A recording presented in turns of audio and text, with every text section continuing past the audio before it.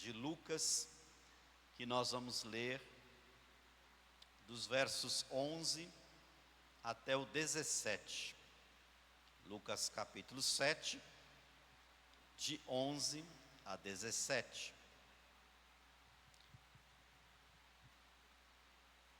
Logo depois, Jesus foi com seus discípulos à cidade de Naim, e uma grande multidão o seguiu.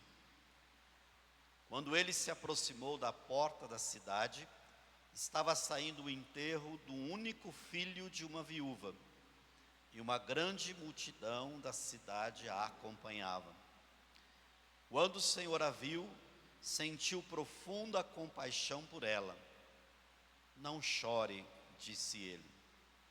Então foi até o caixão, tocou nele e os carregadores pararam. E disse: jovem, eu lhe digo, levante-se. O jovem que estava morto se levantou e começou a conversar. E Jesus o devolveu à sua mãe. Grande temor tomou conta da multidão, que louvava a Deus, dizendo: um profeta poderoso se levantou entre nós, e hoje Deus visitou o seu povo. Essa notícia sobre Jesus se espalhou por toda a Judéia e seus arredores. Vamos orar. Pai, nós te louvamos pela tua palavra. Pedimos que o Senhor venha nos ensinar, mover nossa mente, o nosso coração em direção ao propósito do ensino de hoje.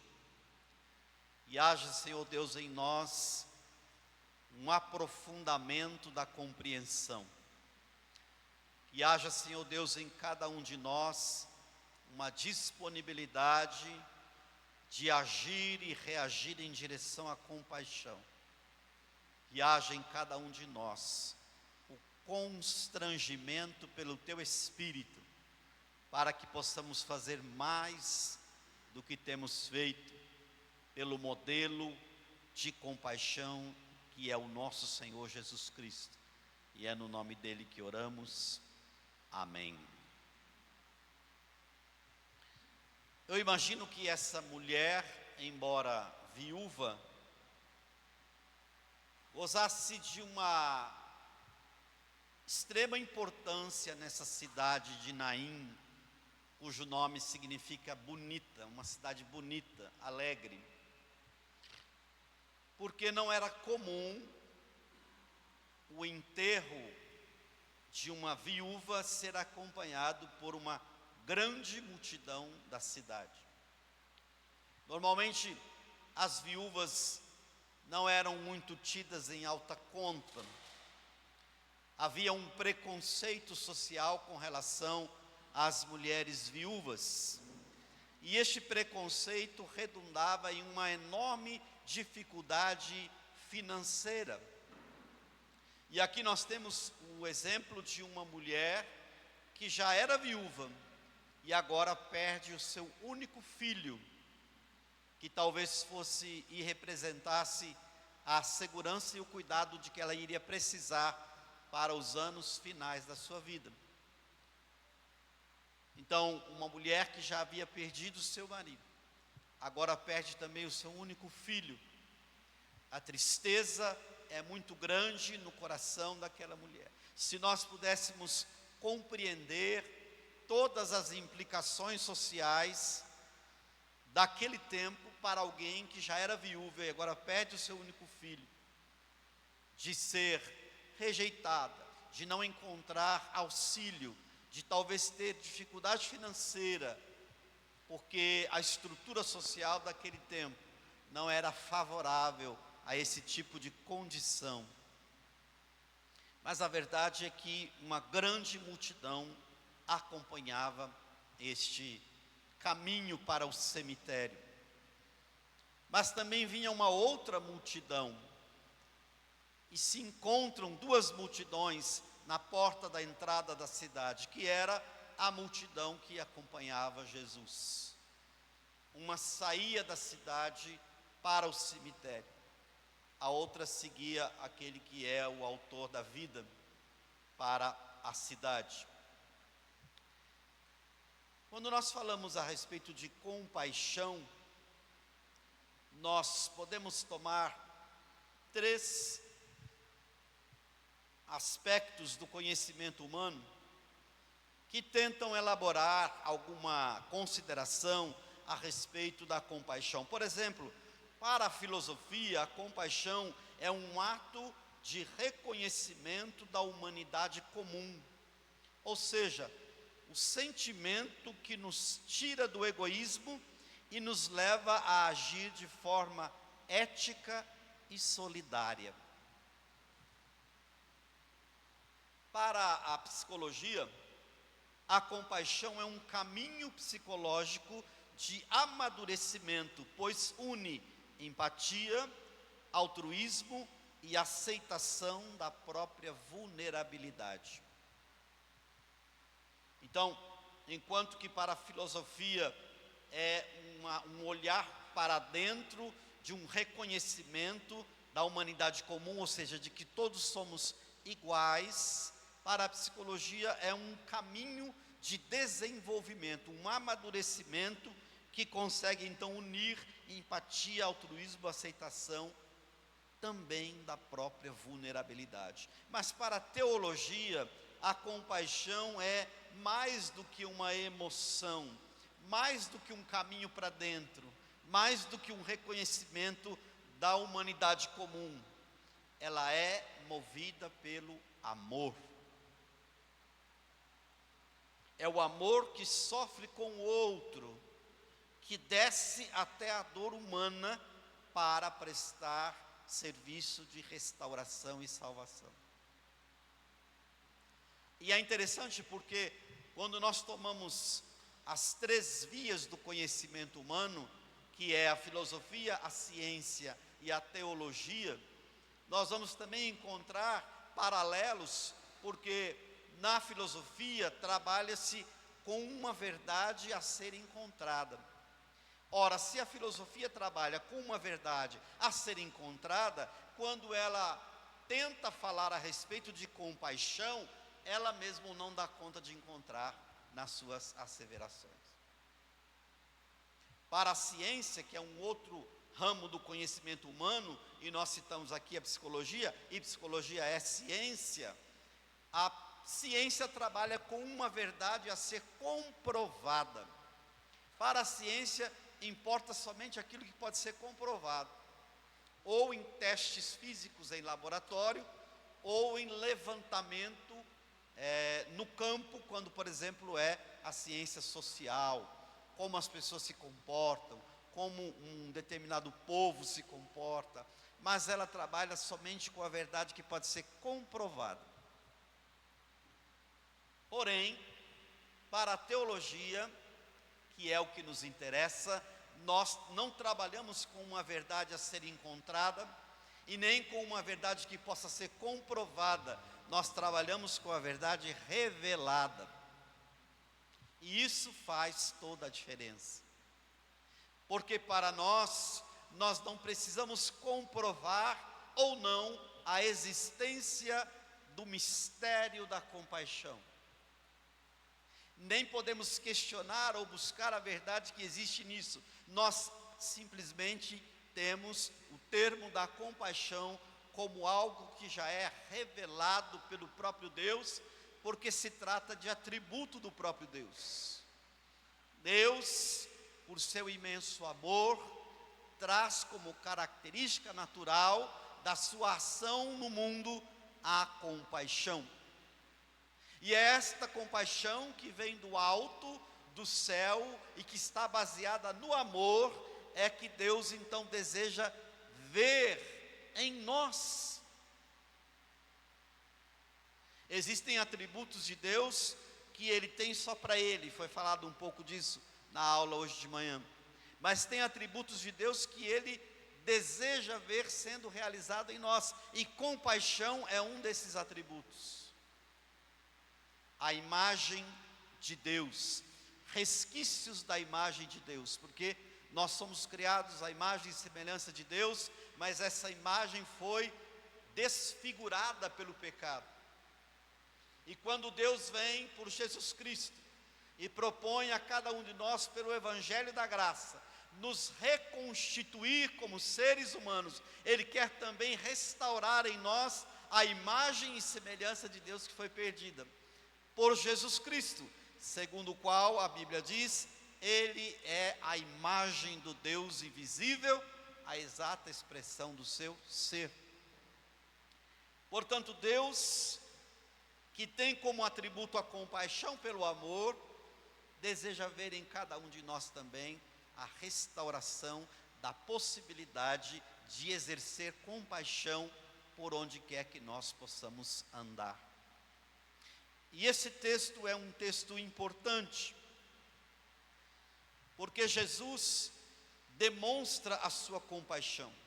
E é nessa linha que eu queria trabalhar, descobrindo aqui então algumas coisas que a compaixão revela neste evento que está diante de nós. Primeira coisa, a compaixão é a revelação do amor de Deus.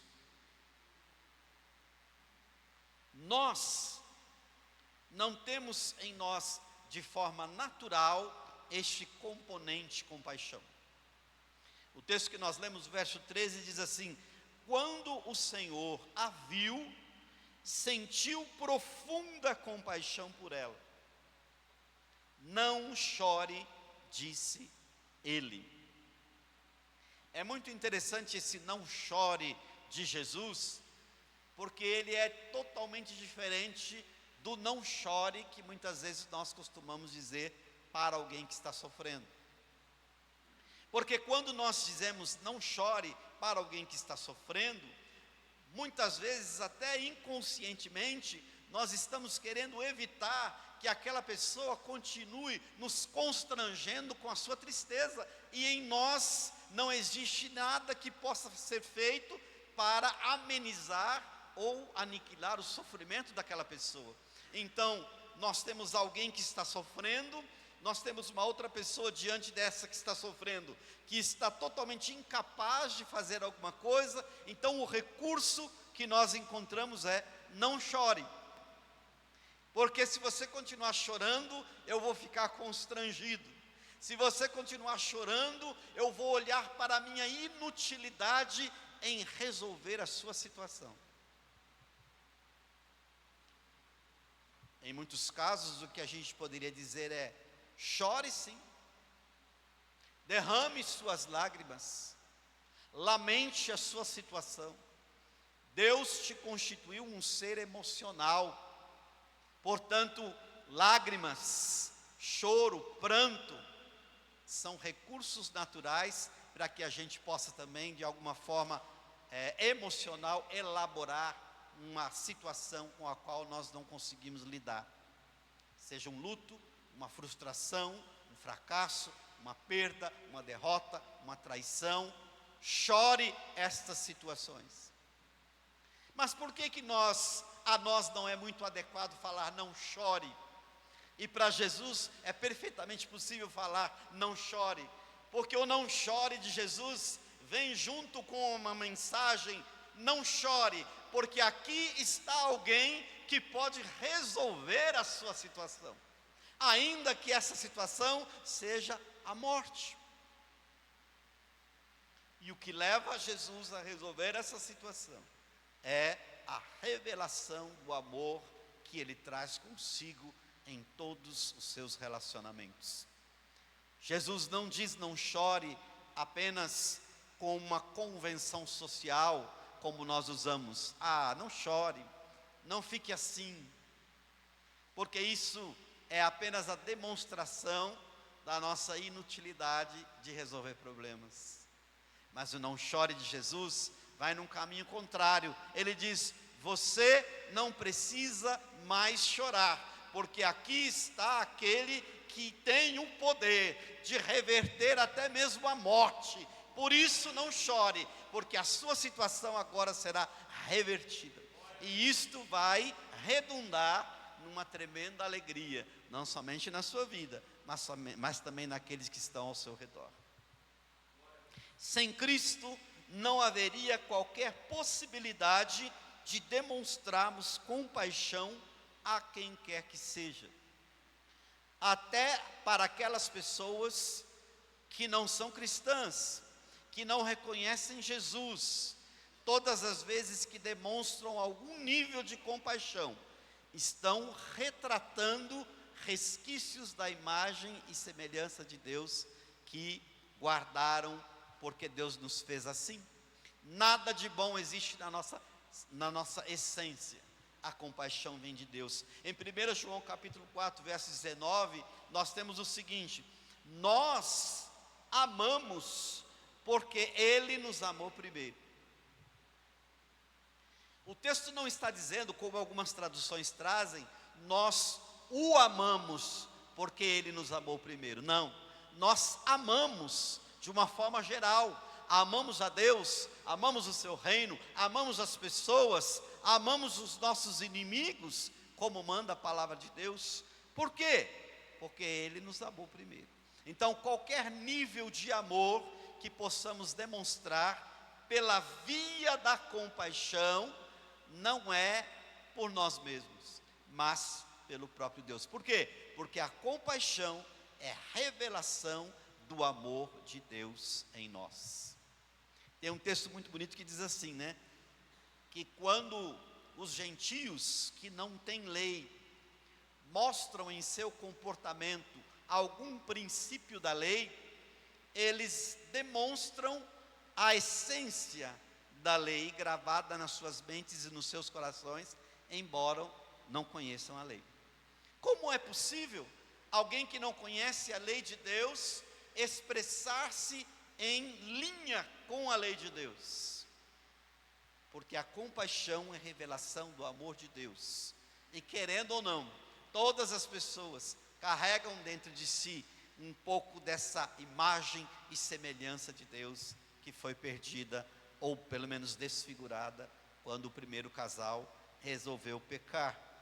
A compaixão é a revelação do amor de Deus. Quando nós agimos com compaixão, revelamos o amor de Deus em nós. E isso é como se fosse uma vestidura, uma vestimenta, um revestimento espiritual. Colossenses capítulo 3, versos 12 e 14 diz assim: revesti-vos, pois, como eleitos de Deus, santos e amados, de entranhas de misericórdia, de bondade, humildade, mansidão, longanimidade, e acima de tudo isto, revesti-vos do amor, que é o vínculo da perfeição. Talvez nesse texto nós não tenhamos exatamente o termo compaixão, mas nós temos os seus derivados, que são entranhas de misericórdia, bondade, humildade, mansidão e longanimidade. A compaixão não se efetua, não existe, não age, não se evidencia sem esses outros componentes. Não há como ter compaixão sem ter amor, entranhas de misericórdia, bondade, humildade, mansidão e longanimidade. São co-irmãs, é um grupo que trabalha junto, é um kit do amor de Deus revelado na bondade e na compaixão. Mas a bondade, a compaixão é revelação do amor de Deus. Segunda coisa, a compaixão manifesta o poder de Deus. O texto diz assim, verso 14: então foi até o caixão, tocou nele e os carregadores pararam, e disse: jovem, eu lhe digo, levante-se. O jovem que estava morto se levantou e começou a conversar, e Jesus o devolveu à sua mãe. Hoje de manhã, quem estava aqui foi privilegiado por um ensinamento muito profundo a respeito do milagre, da teologia do milagre, de como e por que ele acontece e o porquê muitas vezes não acontece.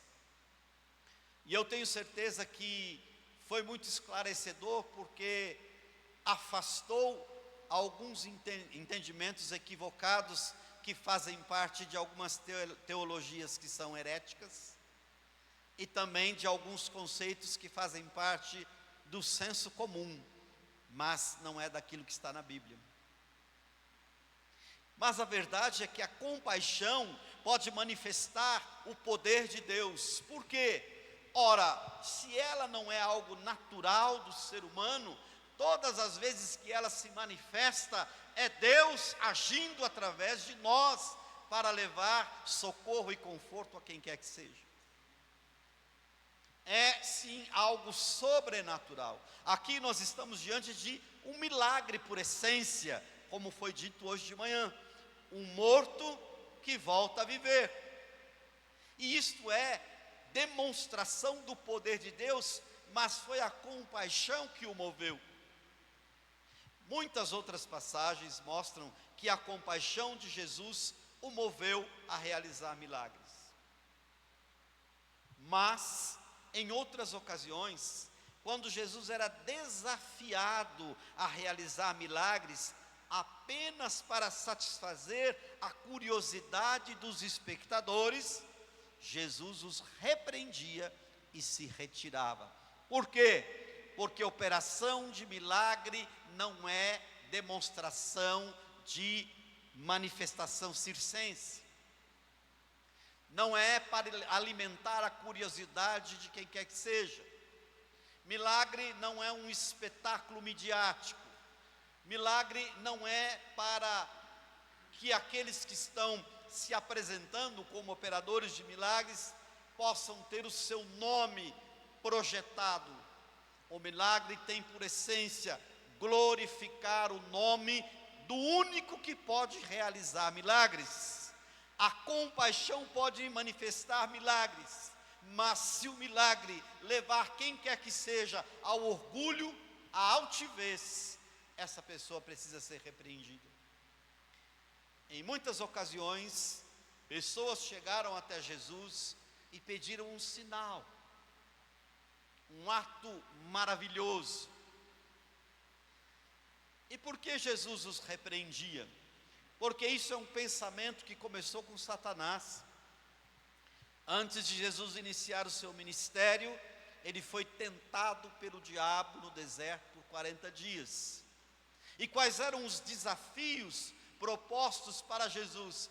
É que ele realizasse milagres, apenas pelo pedido do próprio Satanás. Quando não existe nenhum objetivo claro, o milagre não é realizado. Então Satanás dizia: se tu és o Filho de Deus, mande que essas pedras se transformem em pães. Mas qual era o objetivo desse milagre? Apenas atender à solicitação daquele que não é digno de ver os milagres. A compaixão pode manifestar o poder de Deus, mas em Mateus 16:4, Jesus diz assim: uma geração má e adúltera pede um sinal, e nenhum sinal lhe será dado, senão o sinal do profeta Jonas. E deixando-os, retirou-os. Há momentos em que nem a compaixão pode manifestar o poder de Deus realizando milagres. Por quê? Porque a intenção do coração do homem é má. Porque o objetivo de se requerer os milagres é equivalente àquele de Satanás no deserto, tentando tentar Jesus. Interessante isso, né? Satanás tentou tentar Jesus, mas ele fracassou terrivelmente. Mas a compaixão leva a realizar o maior dos milagres. Como também foi dito aqui pela manhã, interessante a sincronia desses assuntos. Em João capítulo 1, verso 14, nós lemos: e o verbo se fez carne, e habitou entre nós, cheio de graça e de verdade, e vimos a sua glória, glória como do unigênito do Pai. Aqui começa o grande milagre que Deus preparou para remir a humanidade de seus pecados. Começa com a encarnação do Verbo. O próprio Deus se fez carne e habitou entre nós, cheio de graça e de verdade. O Deus homem, Jesus Cristo homem, como diz a palavra de Deus. Não há nenhum mediador entre Deus e os homens, a não ser Cristo Jesus, o homem que andou por essa terra fazendo milagres, o homem que andou por essa terra demonstrando compaixão por meio do seu poder. Mas a maior manifestação de poder de Deus, como resultado da sua compaixão para comigo e para com você, foi Ele ter vivido entre nós, sem pecado, e entregado a sua vida em sacrifício vivo por mim e por você. Mais ainda, ressuscitado ao terceiro dia, vencendo a morte, derrotando Satanás, derrotando a morte, derrotando o pecado e esmagando a cabeça da serpente. Porque a compaixão pode manifestar o poder de Deus, e é assim que Ele trabalha. Terceira coisa, a compaixão aponta para a glória de Deus. Verso 16 do texto que nós lemos: grande temor tomou conta da multidão, que louvava a Deus, dizendo: um profeta poderoso se levantou entre nós, e hoje Deus visitou o seu povo. Interessante, outra coisa que foi dito de manhã, o pastor estava dando aula, ele disse assim: se você estiver num velório e um morto se levantar, a tua primeira reação vai ser sair correndo de medo. Mas o texto aqui diz de temor e não de medo. E o temor não levou ninguém a sair correndo, mas levou as pessoas ao quê? Glorificarem o nome do Senhor. Um profeta poderoso se levantou entre nós. Hoje Deus visitou o seu povo. Por quê? Porque a compaixão aponta para a glória de Deus. Quando algo grandioso ou menor é realizado via compaixão, o único nome que precisa ser glorificado e reconhecido é o nome do Senhor. Em nós não existe bondade. A palavra de Deus diz que a nossa justiça própria é como se fosse trapo de imundícia. A palavra de Deus diz que depois que nós tivermos feito tudo, nós devemos reconhecer: fizemos somente aquilo que deveríamos ter feito, porque somos servos inúteis. A glória é somente de Deus. Hoje nós vivemos um momento de hiperexposição, e as pessoas gostam desta hiperexposição, porque para muitas pessoas isso rende fama, respeito e invariavelmente dinheiro. Toda demonstração de compaixão deve resultar em glória de Deus. Isso nos leva a pensar sobre a motivação dos atos de compaixão. Vivemos tragédias recentes na história do nosso país, e em todas elas percebemos o oportunismo travestido de compaixão para se conquistar seguidores, likes e dinheiro. A palavra de Deus diz: quando a tua mão direita fizer o bem, a tua esquerda não deve saber o que está acontecendo. Mas ninguém, praticamente ninguém, nos dias de hoje, que vivem da mídia, faz qualquer ajuda e nenhum objeto de compaixão sem antes fotografar, filmar, publicar, para que o seu nome seja elevado. Mas a compaixão deve apontar para a glória de Deus. Todos os nossos atos devem render glórias a Deus. A todo momento vemos pessoas tomando ocasião nas tragédias pessoais ou coletivas para a sua autopromoção. Querem a glória para si, simulam auxílio às pessoas, mas querem a glória para si. Isso é síndrome de Lúcifer. Quem começou com essa história foi Satanás. Quando quis a glória para si, ele diz assim: eu vou subir ao monte de Deus e assentar no seu trono, e de lá ele caiu, da mesma forma como desejou subir. Toda glória precisa ser dada a Deus. Não existe nada de bondade no nosso coração. A compaixão deve apontar para a glória de Deus. Existe um texto muito curioso em Atos capítulo 3, de 11 a 13, que diz o seguinte: os apóstolos assim nos ensinam, eu coloquei aqui. E apegando-se ele a Pedro e João, todo o povo correu atônito para junto deles, no alpendre chamado de Salomão. E quando Pedro viu isto, disse ao povo: varões israelitas, por que vos maravilhais disto?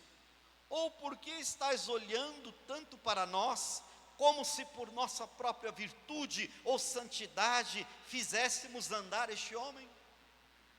O Deus de Abraão e de Isaque e de Jacó, o Deus de nossos pais, glorificou o seu filho Jesus. E aqui não estava se tratando de alguém dando uma cesta básica para alguém que estava precisando. Aqui não era o caso de alguém muito rico comprar um caminhão de alimento e água e distribuir para alguém numa tragédia. Era algo muito maior. Era a cura de alguém que era aleijado. Os apóstolos chegaram no alpendre de Salomão e tinha um homem ali que era aleijado, não conseguia andar, e ele pedia esmola todos os dias ali. E os apóstolos disseram: nós não temos ouro nem prata, mas o que nós temos nós te damos. Em nome de Jesus Cristo Nazareno, levanta e anda. E quando aquele homem andou, as pessoas que o conheciam começaram então a olhar para os apóstolos como se eles fossem alguém especial, como se eles fossem deuses, como se o poder estivesse neles. Então Pedro traz então essas palavras e volta e chama as pessoas novamente para o chão, para o planeta, e diz assim: todos nós somos iguais. Esta obra foi realizada por Deus. Ele decidiu, por compaixão e por milagre, glorificar o nome do Senhor Jesus. Varões israelitas, por que vos maravilhais disto? Ou porque olhais para nós, como se por nossa própria virtude ou santidade, eu diria compaixão, tivéssemos feito andar este homem?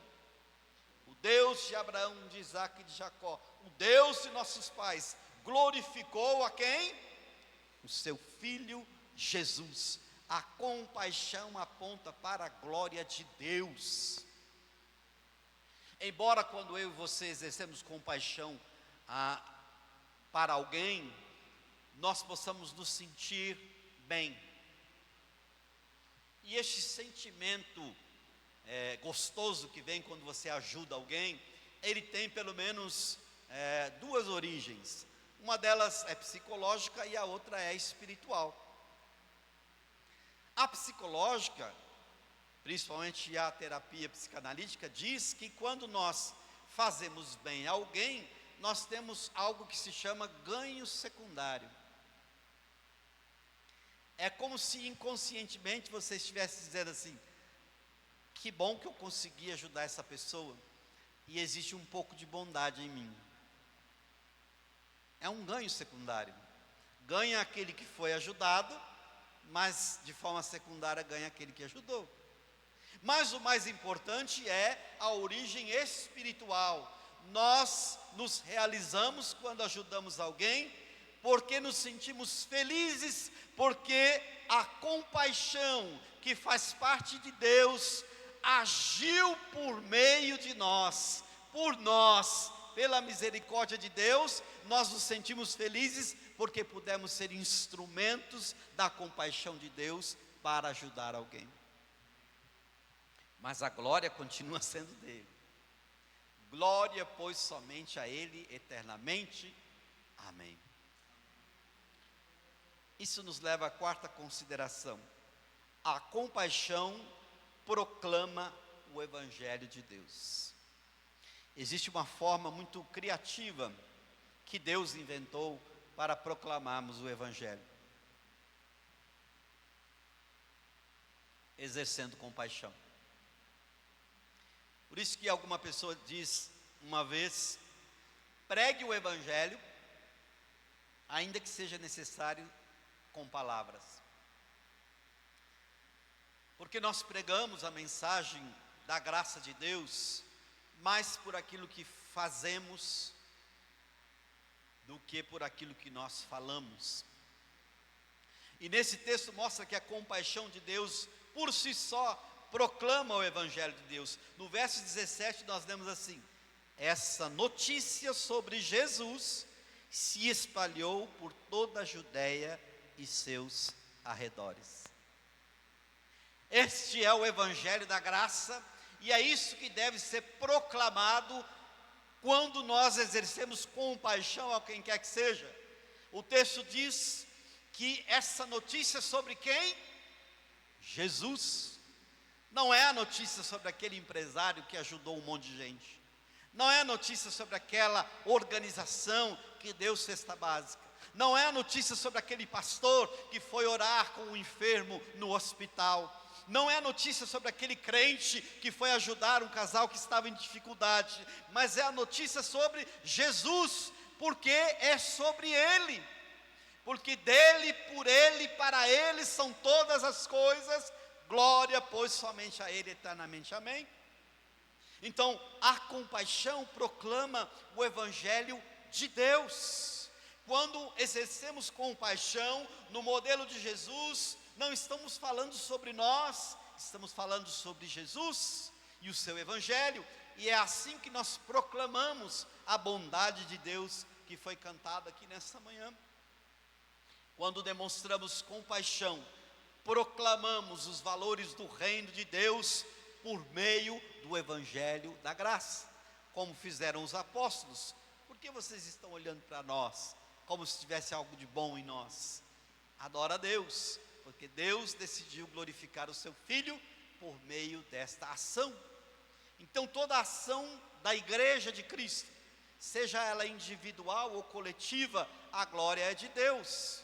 Quando nós fazemos a campanha de missão, e por meio dessa campanha, um missionário pode levar a mensagem do Evangelho para um povo que está do outro lado do planeta, que nunca ouviu falar sobre Jesus, continua sendo sobre Jesus, e o nome dele é que é glorificado, não o nome da Igreja Batista Independente Pedra Viva.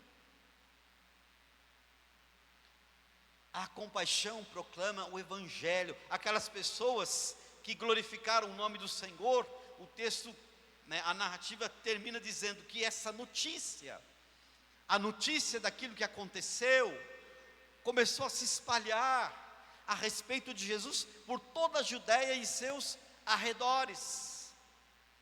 A notícia a respeito daquilo que Cristo fez na sua vida precisa se espalhar para além do seu círculo de amizade. A notícia a respeito do que Cristo fez pela sua igreja precisa se espalhar por todos os cantos do planeta, porque a compaixão proclama o Evangelho de Deus e não a obra de outra pessoa. Em Mateus capítulo 5, versos 15 e 16: assim resplandeça a vossa luz diante dos homens, para que vejam as vossas boas obras e glorifiquem ao vosso Pai que está nos céus. Percebam que tem alguns elementos intrigantes nesse texto, porque pelo comportamento de alguns líderes cristãos, e às vezes até denominações inteiras, nós percebemos que eles param na primeira afirmação desse versículo e esquecem o resto. Eles gostam de olhar para essa parte: assim brilhe também a vossa luz diante dos homens.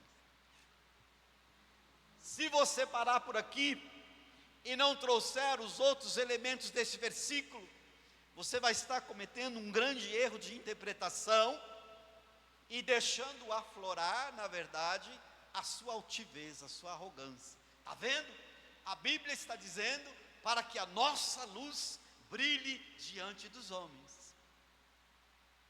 Mas, por meio de que essa luz brilha diante dos homens? Pela prática das boas obras, que são motivadas pela compaixão.